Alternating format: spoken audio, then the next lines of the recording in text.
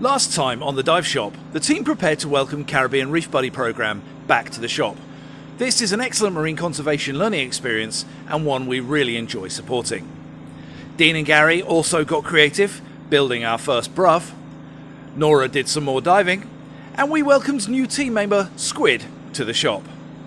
This week on the dive shop, we went exploring some new dive sites at Isle Du Rhonde, where Nora may have gotten knocked off her face. We also built a new path in the garden, and the team can now properly introduce Squid. And we say farewell to our great friends off Sweet Ruka as they head off on their round-the-world voyage. We do hope their trip will bring them back here one day, as this has got to be their new home.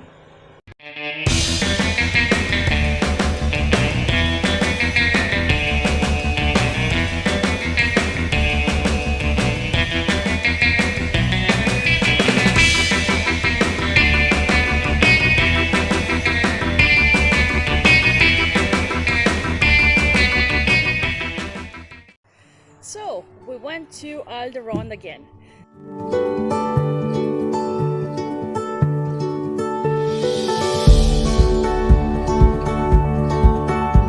This time we decided to take Bebop, Carriacou's boat, and we did a sort of staff dive.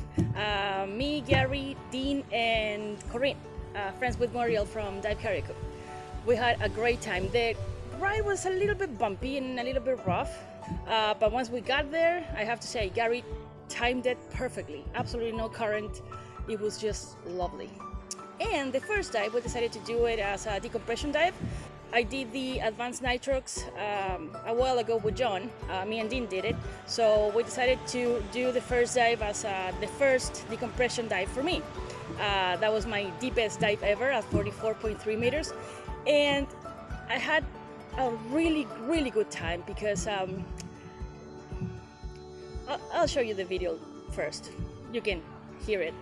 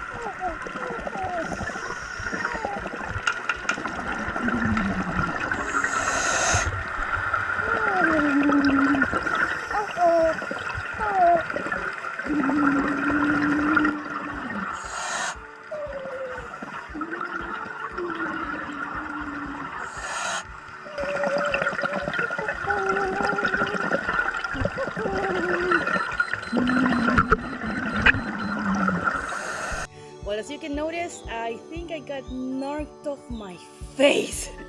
Seriously, it was awesome. So key to any decompression dive is making sure that you have the plan written down on a slate. So Nora was diving with us with a plan clearly on a slate on her wrist, and as we're down at the bottom, we've done 8 or 9 minutes, I've asked her, what's the next step on the plan? And her response was to look something like this.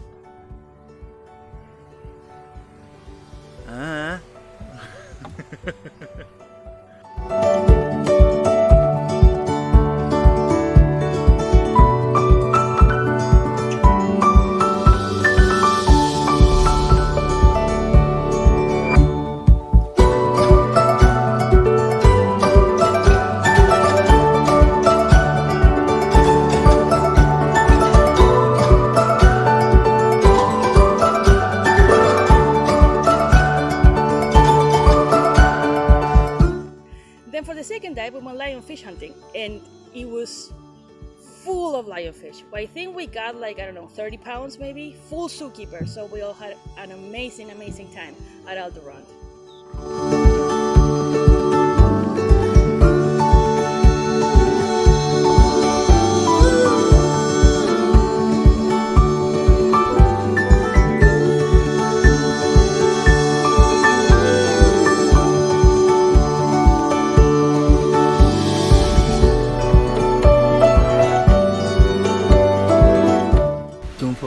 subscribe. If you want to have 100 beautiful dives, subscribe.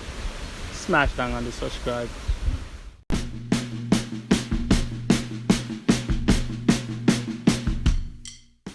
So one of the things we've been working on this last few days is building a new path. And so here we have the new path behind me.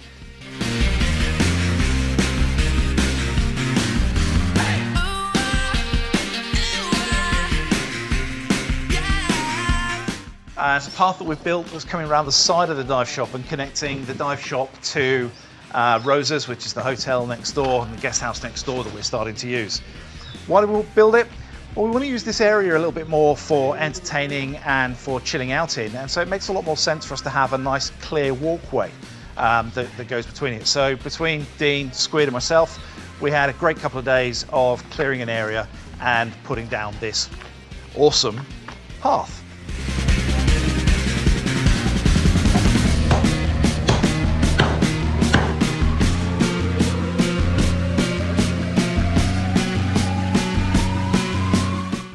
Now we wanted to make it look rustic, we wanted to make it look old, as having a brand new spanking new path, you know, looks a little bit too clean and easy. So we've gone with a lovely looking rustic look.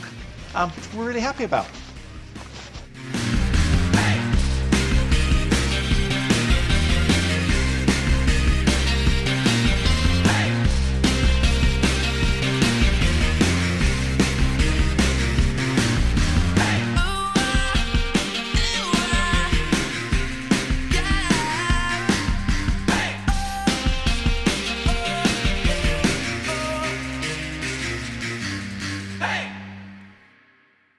Good morning, good day, good night. I'm your host for today. I am your host for today, D-Guy, don't forget it. Dean, and I'm here with Kishon, aka Squid. It's been a couple weeks since he's here with us.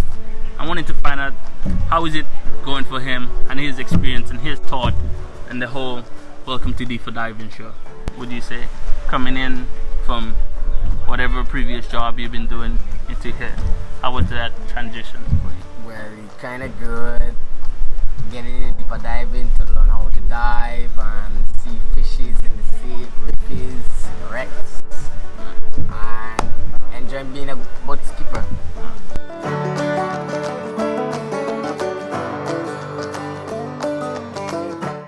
I would say Kishon was recommended by no other than Dean himself. Known him for a while, a couple years now. Been to school with this guy. The main reason for me recommending him is because, you know, he's one of those guys, he's open, not afraid to take on new challenges head on. Also, you know, he's a good pal of mine and also not a shy guy, you know, not afraid to take teaching and follow instructions. So yeah, good guy, good lad, really good lad. For you coming in from your previous job and jumping onto a boat and starting that whole boat captain movement, did you find that hard, or were you accustomed to driving boats before, or was it like your first time? Not the first time, but actually I enjoy driving the boat. Yeah. Well, I'm a long time driver, so Okay. I'll be accustomed Okay. to be driving the boat all Okay. the time. Same. Okay.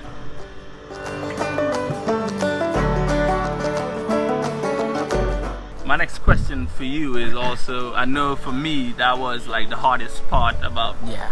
starting to work here, is that the interacting with guests, it sometimes get really hard because, you know, sometimes they Yeah. don't understand what you're saying. So that whole movements from, you know, I want to say English to English, but your grammar to English, you know, because when we speak is not the same like when you're speaking to a guest or customers. And I just wanted to ask you, how has that been for you, like the interaction with guests? Were you finding it hard? Or? No, not so hard. No, not hard. Okay. Just the simple basics. I know the hardest part about captaining or skippering a boat is mooring up and coming alongside stuff. Yeah. Your first time doing that, did you find it challenging? But yeah, you kind of challenging it, but you gotta guide it. You gotta get it. Yeah. But it was kind of challenging. But since I'm an old learner, so that makes sense, yeah, because you know you don't master a skill in one day. Yeah, that's fairly true. You don't, you know, with time you'll get how to do it, and that's understandable. Same with me. I had it the same way. Where it took me a while to fully understand the boat and made it become one with it. You know, to this day I call her my baby. You know, she's my wife. Ain't nobody touch her like I did. Oh no.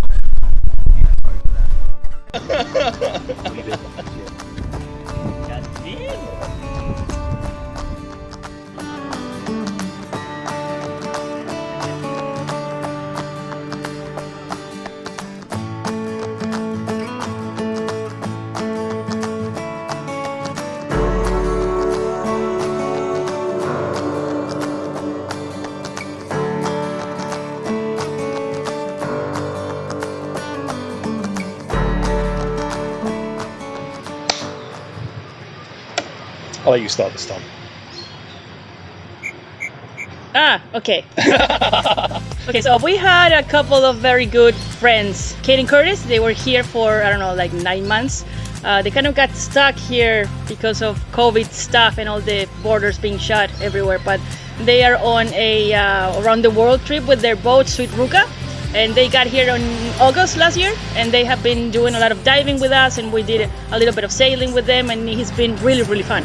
Now, if I'm right, Curtis is from America, isn't he? He's definitely either Michigan or Ohio or something like that. Yeah. Ohio, I think. And I think I got the impression that Kate was Canadian. No, I think it's American too. You think she's American? Yeah, But I thought she was very, very polite and apologetic. Way too apologetic for an American. Yeah, true. Yeah. It's true. And I'm certain I've heard her say a boot once. So that's what It gives might it. have been. She might be a Canadian. I mean, it's pretty close. yeah, damn isn't close. it? Yeah, If she is Ohio or but Michigan. they were both very nice people. Yeah, they're lovely people. Lovely. Lovely Yeah, people. yeah. And Roxy. And Roxy the dog. Yeah. Smiley, Lovely, happy dog. Lovely, beautiful dog. Yeah. So yeah, they've been with us on and off now.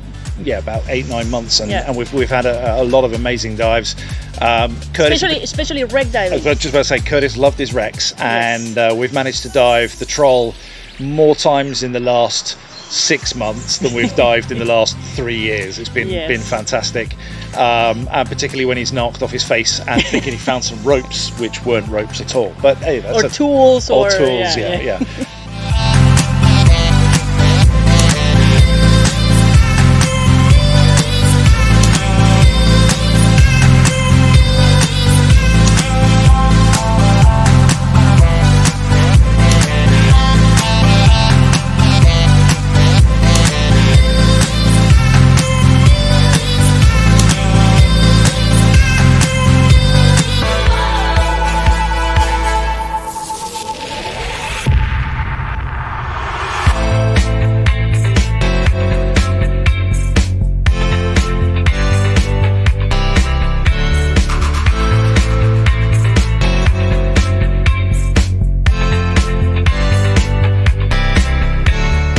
No, we've had a lot of fun with them, and it's fairly poignant that they've now moved on. So if anybody gets a chance to meet them whilst they're on their around the world trip, say hi, get to know them. They're a fantastic couple, and we'll share some moments. We'll link to their YouTube channel up above Nora's head. And in the comments below, as they too have a sailing YouTube channel, and get to know them there. We just wanted to say a big thank you to them and share a few moments that we've had with them whilst they've been with us. They've been a great fun couple to have around, and we've had a lot of great adventures with them. Well, now they know that Carriacou is like their second home, so they have to come back, of course. We're going to be waiting for them here. So hopefully we'll see them again soon. Not too soon, because if we see them too soon, that means their round the world trip didn't work. So maybe in a year or two we'll see them back here. But the best of luck, especially if you're going to do the Cape Horn crossing down in Patagonia, Chile. So stay in touch. I can help you with that. And that's it. Good luck. Bye.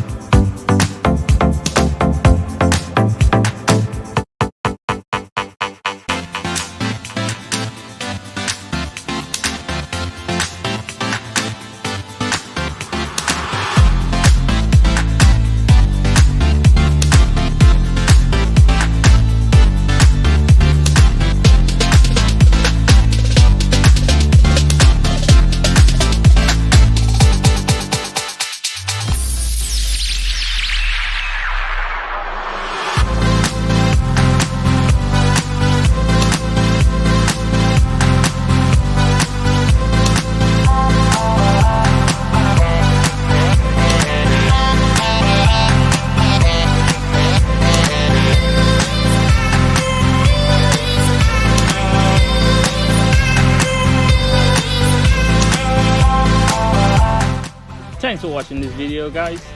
Subscribe to get more of our content, and don't forget to ring the bell icon so you get notified of every video we post. And leave a thumbs up and comment down in the bottom. We'll try to get back to each and every comment. Again, guys, thanks for watching this video. See you